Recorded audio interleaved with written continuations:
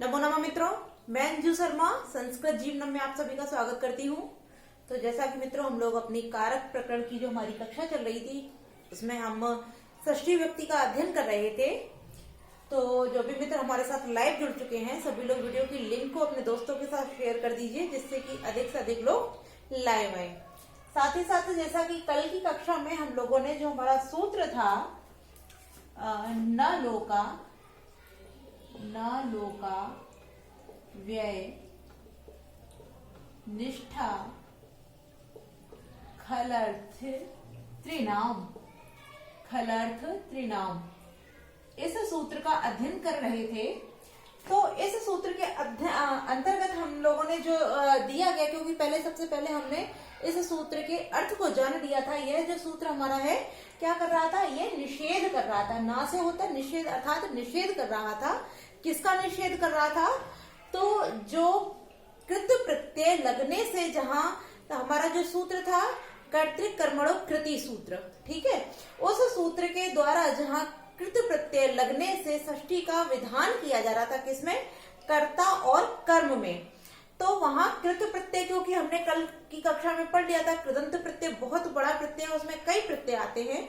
तो अगर हम कृत प्रत्यय के सभी क्षेत्रों अर्थात सभी कृत प्रत्ययों के अर्थ में यदि हम षष्ठी लगाएंगे तो षष्ठी व्यक्ति का क्षेत्र बहुत अधिक व्यापक हो जाता। तो यह जो सूत्र हमारा आया न लोका व्यय निष्ठा खलर्थ त्रिनाम, इसने क्या किया, इस सूत्र ने षष्ठी विभक्ति का जो क्षेत्र था उसको सीमित कर दिया। तात्पर्य उसके क्षेत्र को यहाँ छोटा कर दिया। अब छोटा कैसे कर दिया? तो सबसे पहले हमने ल का अर्थ जाना था। ल का अर्थ क्या था?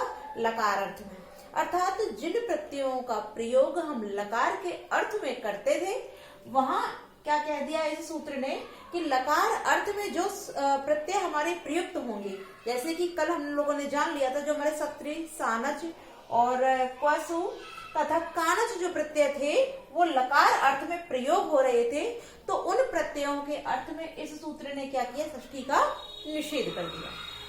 ठीक है, उसके बाद हमने यहाँ लोका जो लिखा हुआ है इसका जो संधि विच्छेद किया, तो यहाँ लोका से ला निकल आया तो क्या बचा, उ और उक, अर्थात उ और उक प्रत्यय वाले जो शब्द थे, अर्थात कृदंत प्रत्यय के अंतर्गत ही उ और उक प्रत्यय से जहां जो शब्द बन रहे थे वहां भी इस सूत्र ने षष्ठी का निषेध कर दिया।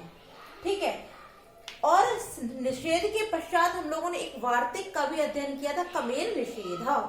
कमेर निषेध जो आया वार्तिक, जो कि हमारे कात्यायन ने कहा था, उन्होंने क्या कहा कि जब कम धातु के साथ हम उक प्रत्यय का विधान करेंगे तब यह सूत्र वहां लागू नहीं होगा, अर्थात वहां षष्ठी का निषेध नहीं होगा।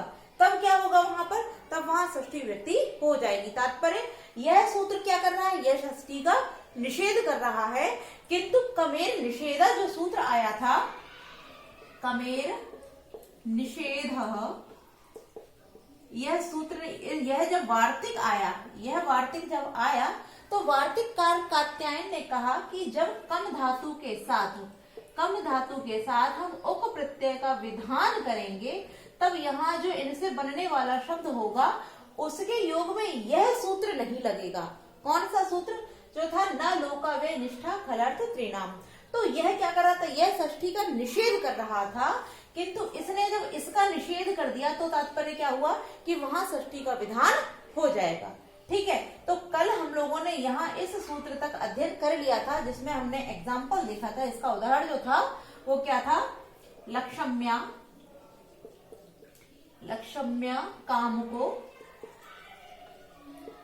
कामुको हरि, लक्ष्म्या कामुको हरि। अब यहाँ जो कामुक शब्द आया है, हमारा कामुक जो शब्द बना था वो किससे बना था, कम धातु के साथ उक प्रत्यय के योग से यहाँ कामुक शब्द बन रहा था।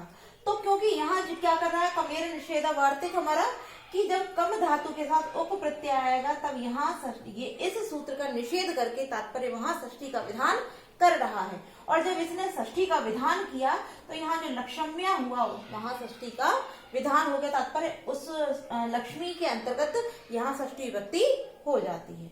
ठीक है, इतना हम लोगों ने कल की कक्षा में जान लिया था और पुनः एक बार इसको जान लिया जिससे कि किसी को अगर कोई संशय रहा हो तो वो भी यहाँ क्लियर हो गया होगा। ठीक है, अब हम अपना अगला जो हमारा उदाहरण था, क्योंकि हमने 2 ही उदाहरण देख लिए थे, इसके आगे बढ़ते हैं क्योंकि इसमें और भी बोला गया अव्यय, निष्ठा, खलर्थ और त्रिनाम। ठीक है, तो इनको जानते हैं। सबसे पहले अब देखते हैं अव्यय।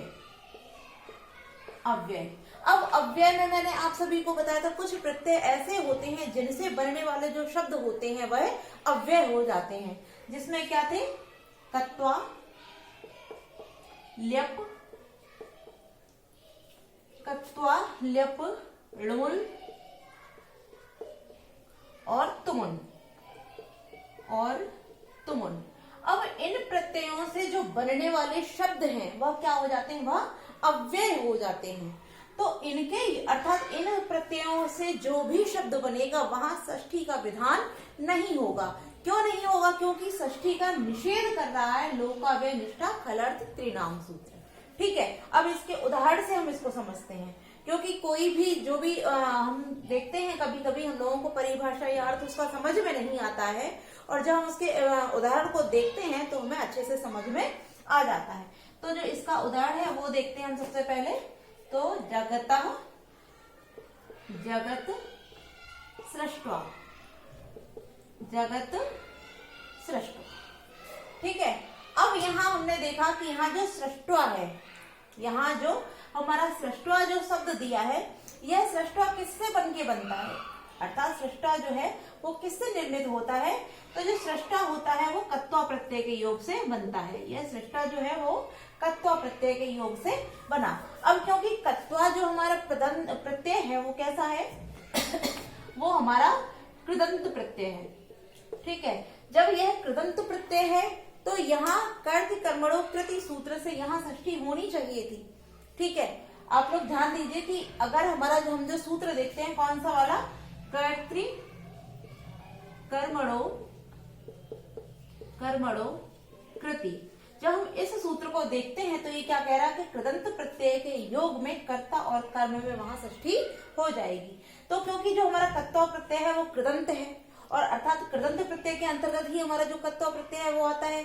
जब कत्वा प्रत्यय कृदंत के अंतर्गत आता है तो इस सूत्र से यहाँ जो जगत है यहाँ क्या होना चाहिए था, यहाँ षष्ठी होनी चाहिए थी, किंतु यहाँ षष्ठी नहीं हो रही है। क्यों नहीं हो रही है? क्योंकि यहाँ हमारा जो ये वाला सूत्र है न लोकाव्यय, खल व्यय, निष्ठा, खलर्थ, त्रिनाम, इसने क्या किया कि जो अव्यय अर्थात जिन कित प्रत्ययों के योग से अव्यय शब्द बनते हैं, अव्यय पद बनते हैं, उनके योग में क्या कर दिया, इसने निषेध कर दिया। ना से निषेध अर्थात वहां पर षष्ठी का विधान नहीं होगा, जो कि यह सूत्र जो हमारा था षष्ठी कर रहा था, किंतु इस सूत्र ने आकर वहां पर षष्ठी का निषेध कर दिया, अर्थात षष्ठी का जो क्षेत्र था उसको सीमित कर दिया। तो यहाँ जब षष्ठी नहीं हुई तो क्या हुआ था, वहां हमारी द्वितीय व्यक्ति होकर यहाँ क्या हुआ, जगता जगत सृष्टवा, अर्थात जगत को रचने वाला या रचनाकार। ठीक है, तो एक और उदाहरण हम इसका देख लेते हैं, जो अगला उदाहरण है हमारा। तो यह सभी आपको क्लियर हो रहा होगा। अगला देखते हैं, सुखम, सुखम कर्तुम, सुखम कर्तुम। ठीक है, अब यहाँ जो कर्तुम है ये किससे बना है, ये हमारा तुमुन प्रत्यय से, अर्थात जो कर्तुम शब्द है ये हमारा तुमुन प्रत्यय के योग से बनता है। और क्योंकि तुमुन प्रत्यय भी हम लोग पढ़ चुके हैं तो हमें मालूम है कि तुमुन प्रत्यय भी हमारा कृदंत प्रत्यय ही होता है, तो यहाँ भी षष्ठी होनी चाहिए थी। ठीक है, किंतु इस सूत्र ने आके क्या किया कि इन प्रत्ययों के योग से जो हमारे अव्यय पद बन रहे थे वहां पर इसने निषेध कर दिया। तात्पर्य यहाँ जो सुखम है वहां षष्ठी न होकर वहां द्वितीय व्यक्ति हो जाएगी, क्योंकि यहाँ इस सूत्र ने वहां आकर इसका निषेध कर दिया। ठीक है, तो हमारा जो अव्यय वाला शब्द था वो भी हम लोगों ने क्लियर कर दिया। अब हम आगे बढ़ते हैं। आप सभी लोग एक बार कमेंट करके जरूर बताइए आप सभी को वीडियो कैसी लग रही है, जो यहाँ अध्ययन चल रहा है वह सभी कुछ आपको क्लियर हो रहा है या नहीं। और अगर कोई समस्या आ रही है तो आप लोग उसको कमेंट बॉक्स में जरूर लिखिए, क्योंकि मैं आप सभी के कमेंट देखती हूँ और पूरा प्रयास करती हूँ कि आपकी सभी समस्याओं का समाधान किया जाए। और साथ ही यदि आप सभी को वीडियो अच्छी लगती है तो वीडियो को लाइक अवश्य किया कीजिए। अब हम आगे बढ़ते हैं इसी सूत्र में। जो हमारा अगला शब्द है क्या है, निष्ठा। तो यहाँ निष्ठा से तात्पर्य क्या है, यहाँ निष्ठा संज्ञा के विषय में यदि हमने बात करें, आप लोगों ने यदि संख्याएं नहीं पढ़ी हो तो मेरी कुछ वीडियो संख्याओं की पढ़ी हुई है, मैंने पहले से ही संख्याओं के लिए वीडियो बना रखी है, आप उन वीडियो को जाकर वहां देख सकते हैं जिसमें मैंने संख्याओं के विषय में अध्ययन करवाया है। तो यहाँ संज्ञा की यदि हम बात करें निष्ठा संज्ञा की, तो निष्ठा संज्ञा किसकी होती है? जो कित और हमारे कितवतु प्रत्यय होते हैं, कित और कितवतु, कितवतु, यह जो हमारे दो प्रत्यय होते हैं कित और कितवतु, इनकी निष्ठा संज्ञा हो जाती है। ठीक है, इन दोनों ही प्रत्ययों की निष्ठा संज्ञा हो जाती है। किंतु जैसे हम लोगों ने अभी एक सूत्र पढ़ा था कितश्च वर्तमाने, हम लोगों ने यहाँ यह सूत्र जो पढ़ा था कितश्च वर्तमाने, तो इस सूत्र ने क्या कहा था कि जब हम कित प्रत्यय का प्रयोग वर्तमान के अर्थ में करेंगे तब वहां षष्ठी व्यक्ति हो जाएगी। ठीक है, यही हमारा सूत्र था कितश्च वर्तमाने, तो वहां षष्ठी का विधान कर रहा था। कौन सा? कितश्च वर्तमाने सूत्र, कि जब हम कित प्रत्यय का जो प्रयोग था वो वर्तमान के अर्थ में करेंगे, अर्थात जो हमारा कित प्रत्यय है, कित प्रत्यय का प्रयोग जब हम वर्तमान शब्द के अर्थ में अर्थात वर्तमान काल के लिए प्रयोग करेंगे तब वहां इस सूत्र से षष्ठी हो रही थी, षष्ठी व्यक्ति हो रही थी। ठीक है, लेकिन यह जो हमारा सूत्र है ये क्या कह रहा है कि जब हम कित और कितवतु प्रत्ययों का प्रयोग निष्ठा के अर्थ में करेंगे, निष्ठा के तात्पर्य जो कित और कितवतु हमारे प्रत्यय होते हैं यह किस काल के लिए प्रयुक्त होते हैं? तो आप सभी जानते हैं यह कौन सा काल? भूतकाल। यह दोनों जो हमारे प्रत्यय होते हैं यह भूतकाल के द्योतक होते हैं। तो जब यह भूतकाल के अर्थ को देंगे तब इन दोनों प्रत्ययों की क्या हो जाएगी? निष्ठा संज्ञा हो जाएगी। और जब इनकी निष्ठा संज्ञा हो जाएगी तब हमारा यह जो सूत्र है वो क्या कर देगा? यहाँ पर षष्ठी व्यक्ति का निषेध कर देगा। ठीक है, तब हमारा क्या हो जाएगा? यहाँ षष्ठी का निषेध हो जाएगा। अब निषेध हो जाएगा तो इसका हम अर्थ देखते हैं, जो इसके उदाहरण है वो देखते हैं क्या हो जाएंगे हमारे। विष्णुना हता दैत्या, दैत्या। ठीक है, विष्णुना हता दैत्या, अर्थात जो दैत्य है वो विष्णु के द्वारा मारे गए। तो यहाँ जो हत शब्द हमारा है वो किससे बना है? हन धातु के साथ कित प्रत्यय के योग से हमारा जो हत शब्द है वह निष्पन्न हुआ है। तो क्योंकि यहाँ कित प्रत्यय होने से यहाँ षष्ठी होनी चाहिए थी, किंतु हमारा इस सूत्र ने क्या कहा कि जब निष्ठा वाले शब्द जो प्रत्यय हैं वह प्रयुक्त होंगे तब वहां पर न लोकाव्यय खल निष्ठा खलर्थ त्रिनाम सूत्र से क्या हो जाएगा? वहां षष्ठी का निषेध हो जाएगा। तब यहाँ जो हमारा कर्ता है इसमें क्या हुआ है? यहाँ षष्ठी ना होकर यहाँ तृतीया हो गई है। और जो कर्म है क्या है? कर्म कि विष्णु के द्वारा अर्थात विष्णु ने दैत्यों को मारा, तो जो कर्म है वहां पर क्या हो गई है? दैत्या। इस कर्म को उक्त करके अर्थात जो हमारा कर्ता था वह अनुक्त होकर यहाँ तृतीया में पहुंच गया और जो हमारा कर्म था यह उक्त होकर यह प्रथमा में आ गया, क्योंकि यहाँ हमारा कृदंत प्रत्यय है और वो भी कौन सा? निष्ठावाचक। ठीक है, तो जब निष्ठावाचक शब्द हमारे आए तो यहाँ षष्ठी का निषेध होकर जो कर्म था वो उक्त होकर प्रथमा में और जो कर्ता था वह अनुक्त होकर तृतीया में पहुंच गया। ठीक है, तो हमने कित प्रत्यय का उदाहरण देख लिया। अब हम अपना अगला देखते हैं कितवतु प्रत्यय का उदाहरण। हमारा जो अगला है उसको देखते हैं कितवतु का। तो इसका हो जाएगा दैत्यान, दैत्यान हतवान, हतवान विष्णु, विष्णु। ठीक है, दैत्यान हतवान विष्णु, अर्थात विष्णु ने दैत्यों को मार डाला, विष्णु ने दैत्यों को मार डाला। तो अब यहाँ हमने देखा कि कितवतु भी जो हन धातु के साथ कितवतु प्रत्यय जोड़ने से हमारा जो हतवान शब्द है वह बनता है, अर्थात हन धातु के साथ जो हम कित प्रत्यय का संबंध अर्थात उसको जोड़ेंगे तब वहां हमारा जो शब्द बनेगा क्या बन जाएगा? हतवान। ठीक है, जब हमारा हतवान शब्द हमको यहाँ प्राप्त हुआ तो इससे क्या हुआ? यहाँ जहाँ षष्ठी कर्ता और कर्म में जो षष्ठी होनी चाहिए थी उसका इस सूत्र ने आकर निषेध कर दिया। तात्पर्य जो कर्ता है वहाँ प्रथमा व्यक्ति और जो कर्म है वहाँ द्वितीया ही हुई है। यहाँ पर जो कर्ता है उसमें प्रथमा और कर्म में द्वितीया हुई है, ना कि षष्ठी। षष्ठी क्यों नहीं हुई है? क्योंकि इस सूत्र ने आकर वहां पर षष्ठी का निषेध कर दिया।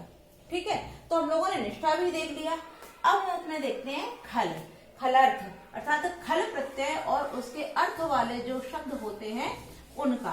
तो हम खल का अर्थ देखते हैं। तो यहाँ खल का जो अर्थ है, खल का अर्थ हो जाता है, इसको लिख लेते हैं। यहाँ खलर्थ का उदाहरण चल रहा है कि ईशत करह प्रपंचो हरिणा, ईशत करह प्रपंचो हरिणा। ठीक है, अब यहाँ जो हमारा ईशत कर जो शब्द बना है, यह जो हमारा शब्द बना है, इसमें खलर्थ प्रत्यय अर्थात जो खल प्रत्यय है उसका विधान किया गया है। तो खल प्रत्यय का विधान होने के कारण यहाँ जो हमारा कर्ता है उसको अनुक्त करके यहाँ तृतीया हो गई है, और जो हमारा कर्म है वहां पर यहाँ प्रथमा कर दिया गया है। ठीक है, तो क्योंकि खलर्थ के अर्थ में खल प्रत्यय का जब हम प्रयोग करेंगे तब भी उनसे बनने वाले जो भी शब्द होंगे वहां पर भी यह न शब्द से यहाँ निषेध अर्थात इस सूत्र से षष्ठी का निषेध कर दिया जाएगा। ठीक है, ये सभी हमारे क्लियर हो चुके हैं। अब हम अपना लास्ट देखते हैं, इसमें अंतिम जो दिया है तृण, अर्थात यह सभी हमारे क्या थे, यह सभी हमारे प्रत्यय थे। किंतु यदि हम तृण की बात करते हैं, यह जो हमारा लिखा हुआ है तृण, यदि हम इस तृण की बात करते हैं तो यह प्रत्यय नहीं है। यह जो हमारा तृण है यह प्रत्यय नहीं है, यह क्या है, तृण प्रत्याहार है। यह हमारा क्या है, तृण प्रत्याहार। अब इस प्रत्याहार के अंतर्गत कौन कौन से प्रत्यय आते हैं, सबसे पहले हम इसको जानते हैं। तो इसके अंतर्गत जो आते हैं उनमें सत्री, सानच, सानन, चानस, चानस और तृण, ये सभी प्रत्यय हमारे किसके अंतर्गत आते हैं, तृण प्रत्याहार के अंतर्गत। यदि हम इस तृण का देखते हैं तो तृण जो हमारा क्षत्रि लिखा हुआ है इसमें जो त्रि लिखा है यहाँ से हमने त्रि ले लिया, और तृण का जो न लिखा हुआ है इसको हमने यहाँ तृण ले लिया, तब यह हमारा क्या बन गया, यह हमारा तृण प्रत्याहार बन जाता है। ठीक है, तो इस प्रकार से यह तृण प्रत्याहार हमारा प्रयुक्त हुआ, जिसके अंतर्गत हम इन 5 प्रत्ययों का अध्ययन करते हैं। ठीक है, अब हम इसके उदाहरणों को भी देखते हैं कि इसके उदाहरण जो है वो कौन कौन से हैं, उसमें किस प्रकार से षष्ठी का निषेध इस सूत्र के द्वारा किया जाता है। तो सबसे पहले जो हम देखते हैं, बालकम, बालकम पश्यन्, बालकम पश्यन्। ठीक है, तो यहाँ जो पश्यन्, यदि आप सभी ने अगर सत्य प्रत्यय पढ़ रखा होगा, जैसे हमारा अभी कुर्बान हो रहा था, तो दृश्य धातु के साथ जब हम सत्य प्रत्यय का विधान करेंगे तो हमारा पश्यन् शब्द जो है वो किससे बना, क्षत्रिय प्रत्यय के योग से बन जाता है। तो क्योंकि यहाँ सत्य प्रत्यय प्रयुक्त हुआ है, लेकिन किसके अर्थ में हुआ है, तृण प्रत्याहार के अंतर्गत। तो यहाँ सत्य प्रत्यय के प्रयोग होने के कारण यहाँ जो बालक था इसमें द्वितीया हुई है, ना कि षष्ठी। ठीक है, तो हम लोगों ने क्या किया कि यहाँ जो षष्ठी का विधान हो रहा था, क्यों षष्ठी का विधान हो रहा था, अब पुनः एक बार जान लेते हैं। यदि आप वैसे तो आप सभी ध्यान किए होंगे क्या षष्ठी का विधान क्यों हो रहा था, क्योंकि हमने जो हमारा सूत्र था क्या था, कर्तृकर्मणो कर्मणो कृति। इस सूत्र ने क्या कहा कि कृदंत प्रत्यय के से बनने वाले जब शब्दों के साथ में हम कर्ता और कर्म को देखेंगे तब वहां जो कर्ता होगा और कर्म होगा वहां क्या हो जाएगी, वहां षष्ठी हो जाएगी। तो इस प्रकार सत्रि प्रत्यय जो कृदंत प्रत्यय है उसके होने से यहाँ जो बालक था, जो कि बालक है वो क्या है, या तो कर्म मानेंगे आप कर्ता मानेंगे। यदि आप कर्ता मानते तब भी यहाँ षष्ठी होती, और यदि कर्म मानेंगे तब भी यहाँ षष्ठी होगी। किंतु यहाँ जो बालक है वो क्या है, वो कर्म है, कि बालकों को देखता है। ठीक है, तो यहाँ बालक जो है कर्म है, तो कर्म में भी षष्ठी होनी चाहिए थी, किंतु यह हमारा जो सूत्र था इसने क्या कर दिया कि जो त्रिनाम अर्थ वाले भी शब्द होंगे वहां भी क्या हो जाएगी, षष्ठी की का निषेध होकर यहाँ क्या हो गया, हमारा बालकम में यहाँ द्वितीय विभक्ति हो जाती है। ठीक है, हमने सत्रि प्रत्यय का उदाहरण देख लिया। अब हम एक और देखते हैं, जैसे सोम पवमान, सोमम पवमानः, सोमम पवमानः। ठीक है, अब यहाँ जो हमारा पवमानः शब्द बना है, यहाँ हमारा कौन सा है, सानज प्रत्यय का प्रयोग किया गया, अर्थात जो पवमानः शब्द निष्पन्न हुआ वो सानज प्रत्यय के प्रयोग से निष्पन्न हुआ है। इस कारण यहाँ सोम में भी द्वितीया का विधान किया गया, षष्ठी का निषेध करके। ठीक है, अब हम अपना एक और उदाहरण देखते हैं। इसी के अंतर्गत एक वार्तिक और कहा गया है। वह वार्तिक हमारा द्विशः सतर्वा। अर्थात यहाँ क्या किया जा रहा है कि जब द्विष धातु के अर्थ देने वाली, अर्थात द्विष माने क्या होता है, शत्रु, जो हमारा मित्र नहीं है, उसके अर्थ में जब हम किसका, सत्र प्रत्यय का प्रयोग करेंगे, अर्थात द्विष धातु के अर्थ के साथ, अर्थात द्विष धातु माने, द्विष माने अमित्र या हमारा शत्रु, तो जो अमित्र शब्द होगा इसके अर्थ में जब हम सत्र प्रत्यय का प्रयोग करेंगे तब वहां विकल्प से क्या हो जाएगी, विकल्प से षष्ठी हो जाएगी, विकल्प से हमारी षष्ठी व्यक्ति का विधान कर दिया जाएगा। जब द्विष धातु के साथ हम सत्र प्रत्यय का विधान करेंगे, अर्थात जो अमित्र होगा वहां हम षष्ठी का सत्र प्रत्यय का विधान करेंगे तो वहां विकल्प से षष्ठी हो जाएगी। ठीक है, जब हम इसका उदाहरण देखते हैं, क्या है हमारा, मुरस्य मुरम वा द्विषण। ठीक है, यहाँ हमने देखा इसका उदाहरण क्या है कि मुरस्य मुरम व द्विषण। तो यहाँ जो द्विष धातु है, क्योंकि यहाँ भी यही बोल रहे हैं कि जब द्विष धातु के साथ हम सत्र प्रत्यय का विधान करेंगे तब वहां वा अर्थात विकल्प से क्या होगी, षष्ठी हो जाएगी। ठीक है, तो द्विष माने हो गया शत्रु, तो यहाँ द्विष धातु के साथ में अब जब द्विषण जो हमारा शब्द बना है वो किससे बना है, वो हमारे सत्र प्रत्यय के योग से बना हुआ है। ठीक है, तो यहाँ सत्र प्रत्यय होने से किसके साथ, द्विष धातु के साथ सत्र प्रत्यय होने से यहाँ जो मुर है, मुरम है, अर्थात यहाँ हमने षष्ठी भी कर दी और यहाँ द्वितीया भी, अर्थात विकल्प से यहाँ षष्ठी और द्वितीया में दोनों में से कोई सी भी हो जाएगी। कब होगी, जब हम द्विष धातु के साथ सत्र प्रत्यय का विधान करेंगे तब यहाँ पर जो हमारा कर्ता है या कर्म है यहाँ विकल्प से षष्ठी होगी। अब विकल्प से होगी तो यहाँ जो द्वितीया है हमारी, यह तो पक्ष में हो गई, यहाँ जो पक्ष में हो गई वो क्या हो गई, द्वितीया हमारी पक्ष में हो गई, और जो षष्ठी है ये किससे हो जाएगी, ये हमारी विकल्प से हो जाएगी। ठीक है, तो हम लोगों ने आज हमारा जो सूत्र था न लोका व्यय निष्ठा खलर्थ त्रिणाम, इस सूत्र के संपूर्ण जो भी भाग थे इसके, क्योंकि ला से लकार अर्थ में उ और उप अव्यय प्रत्यय और अव्यय निष्ठा और खलर्थ और त्रिनाम, इन सभी अर्थों में जो कि षष्ठी हो रही थी उन सभी का अध्ययन कर लिया है। तो आज के लिए इतना ही मित्रों।